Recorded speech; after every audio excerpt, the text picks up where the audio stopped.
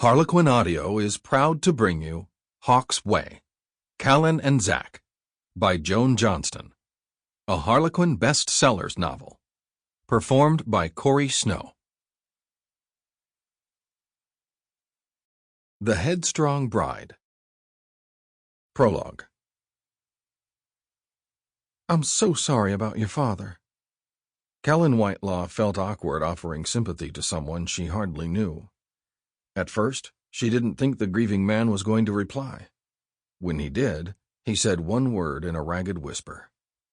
Thanks. Callen tried to imagine Sam Longstreet crying with enough despair to make himself hoarse. She wanted to fold him in her arms and comfort him. But he was a stranger, even though he had been a neighbor all her life. She had known his father, E.J., better than she knew Sam because E.J. had come to Hawk's Way often to spend time with her father. Is there anything I can do? She asked. No.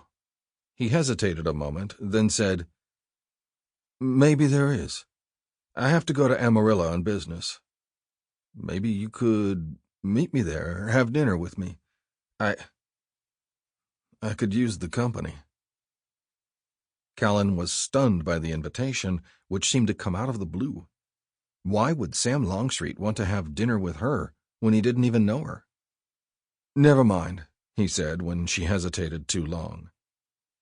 She caught his arm as he started to turn away. Wait, please. I'll be glad to meet you. Just tell me when and where. He named a time and a restaurant, and then his attention was drawn by another rancher offering condolences. Callen thought about the invitation during the entire drive home with her family, wondering what had compelled Sam to reach out to her. Once she was home, she asked her eldest brother Zack about Sam. Zack admitted to only a passing acquaintance with Sam. Her other brother, Falcon, hadn't come home for the funeral from his ranch in Dallas, but Zack said he could speak for both of them. Neither of us knew Sam very well, Zack said.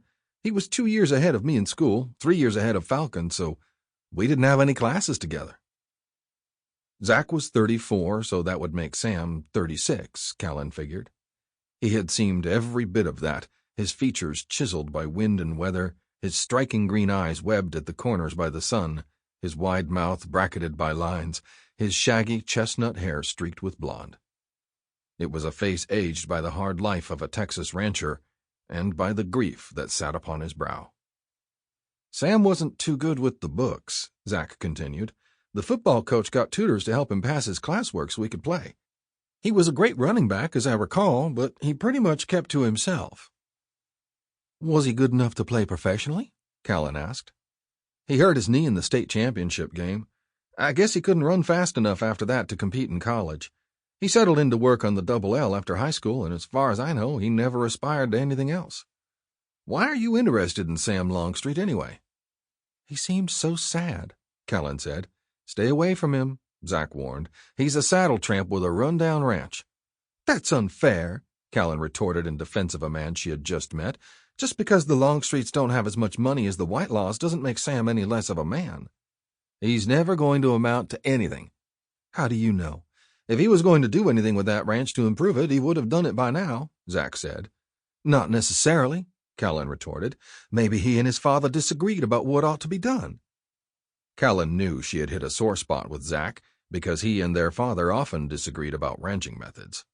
You're speculating, Zack accused. You're just mad because you know I'm right, Callen shot back. Her quarrel with Zack was loud enough to bring their mother, Candy, into the parlor from the kitchen. What's going on in here? She asked. Callen's got herself into a snit over that good-for-nothing at the Double L. Sam Longstreet is not— That's enough from both of you, Candy interrupted. Zack, don't you have some business with your father in his office? Once Zack was gone, she turned to Callen. Now what's all this about Sam Longstreet? I spoke to him at E.J.'s funeral, Callen said. He seemed so alone, Mom, and so sad. I wanted to do something for him, but I didn't know what. He mentioned he was going to be in Amarillo on business and asked me to join him for dinner. I said yes. Her mother arched a questioning brow, but said nothing either to approve or disapprove of what Callen had done. Yet Callen felt the need to explain herself. I couldn't say no, Mom. Sample complete. Ready to continue?